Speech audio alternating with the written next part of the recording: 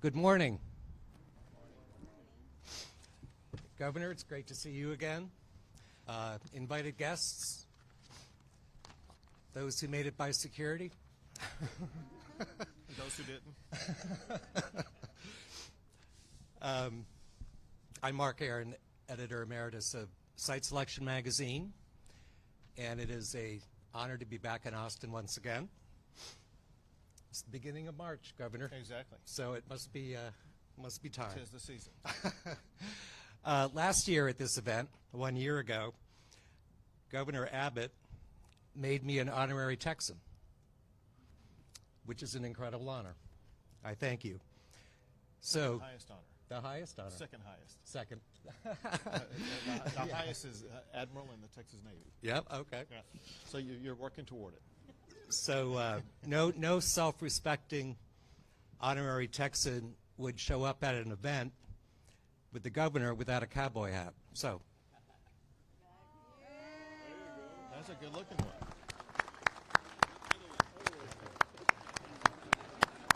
That's a great looking hat right there. it is. Thank you. Here, proud of you. You got boots on? I don't have the boots. Well, it turns out that 13 is a lucky number after all. I'm here to present Governor Abbott with Texas's 13th consecutive Governor's Cup for total qualified economic development projects in 2024. There we go. You want to hand it to me? There we go. That's perfect.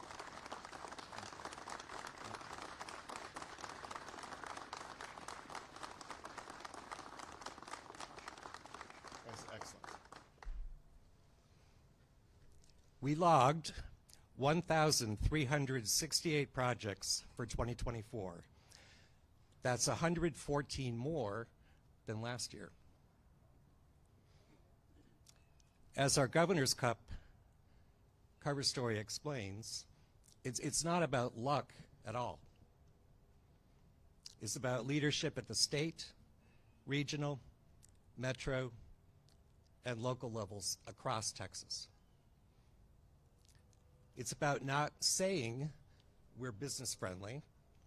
It's about being business friendly. It's about programs like Jetty that help the state compete effectively. Going forward, it will likely be about a new 5-year economic development strategic plan introduced 2 days ago. It's not often a bi-monthly publication can scoop the daily business press, but you saw it on our website first.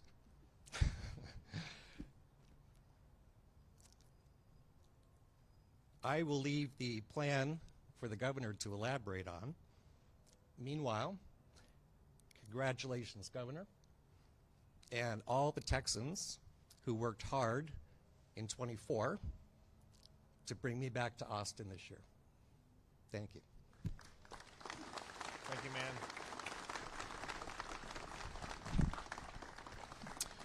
Well, a big thank you to Mark Aaron and to Site Selection magazine for coming back to Austin. So in the wintertime, there are some people who go to the mountains to go skiing. In the summertime, there are some people who go to the beach. In the fall, there are some people who like to go to college football games.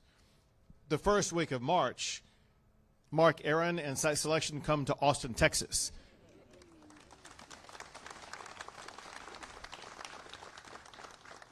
This is a stunning, as you pointed out, 13th year in a row. Texas has won this award, including every year that I've been governor of this great state. And I accept the Governor's Cup on behalf of the hardworking people and businesses across our great state. This is the most prestigious award that Texas battles for every single year. I want to express a very special thanks to all the people both behind me as well as those in front of me. Secretary of State Jane Nelson, legislators, Adriana Cruz and her outstanding team. We have a lot of local leaders here with us, It could be at the Chamber of Commerce level, it could be local economic development professionals, and we also have, most importantly, businesses.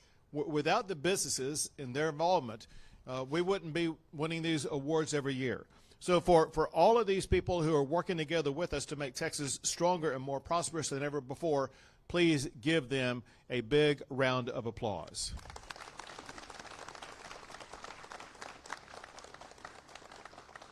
As Mark pointed out, this is another record-breaking year for Texas as it comes to the number of projects that qualified. Well over 1,300 projects, which was more than twice as many as the next closest state. Altogether, Texas added more new jobs last year than any other state, and we have exceeded that for 3 years in a row. Texas also has added more than 314 corporate headquarters since 2015, making Texas the headquarters for headquarters. Texas companies, big and small, helped make Texas #1 in 2024. Businesses like Delta Electronics, which expanded their advanced manufacturing operations in Plano with about 1,500 new jobs. U.S. Foods, which built a new food distribution warehouse in Buda. Crystal Window and Door, which moved their corporate headquarters and manufacturing facility to Mansfield. And Bell Textron, which opened a new advanced manufacturing facility in Fort Worth, and so many more. So why is it that we are so successful? For one, we have low taxes. Now, I know that property is too high.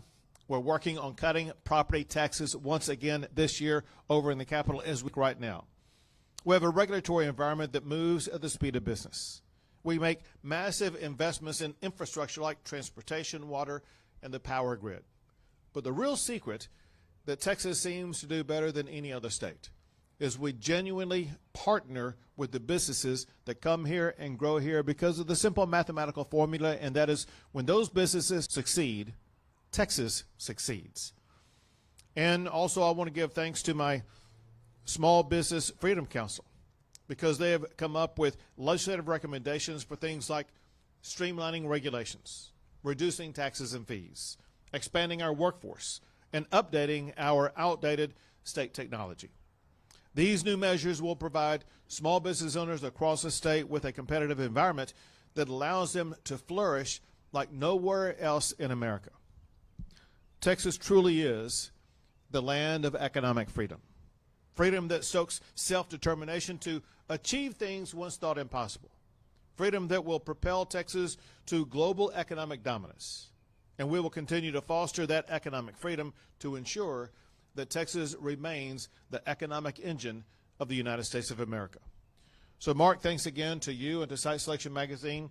Look forward to seeing you again in March of next year. Here's to many more years of economic prosperity in the great state of Texas.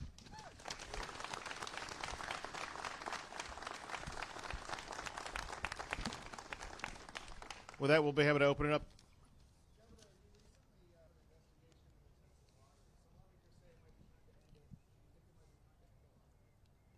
So, listen, the investigation will shed more light on exactly what's going on and what needs to be done in response to it, meaning if the investigation turns up information that would lead to a potential prosecution, that should be undertaken. If the investigation leads to, let's say, inadequate measures that they have at the commission, those measures need to be reformed.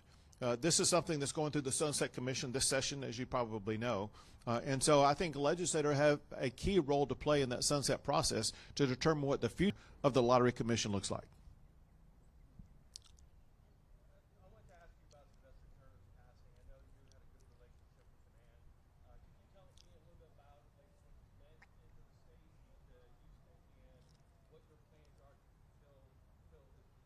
Do you have a set? Sure. So I began my career in Houston, Texas, and that's when I first got to know Sylvester. And during my time as both a Supreme Court Justice and Attorney General, I worked with Sylvester closely. When I was Attorney General, Sylvester was on the Appropriations Committee in charge of the Committee of Funding for the Attorney General's office. And so I got to know him well, worked closely with him, built a friendship with him. We had a kinship for all things great about Houston, and whether it be the rodeo that's going on right now or some other things. And then as governor, I continue to work closely with him, especially during his times in Houston.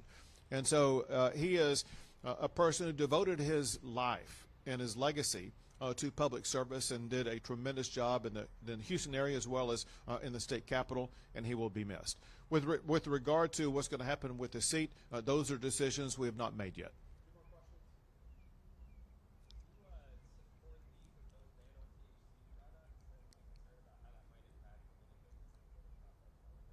So it's the kind of thing that we're looking into, as you probably have observed, making its way through the legislature and is dealing with pros and cons in both chambers.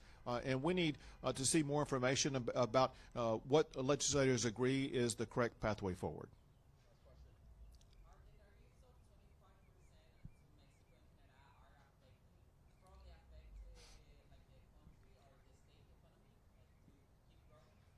So, listen, we've seen no effect yet and don't anticipate any. Don't know if you heard news this morning, but the Secretary of Commerce made statements that my observation of what the Secretary of Commerce said this morning was that is the tariffs in Mexico and Canada are put on hold for right now. They may come back up in April. I really don't know. And so what we're dealing with actually is uncertainty about it. But listen, Texas has a very robust economy that continues to grow, and we're not seeing any harm to our economy because of all the discussions about tariffs yet. Thank you all.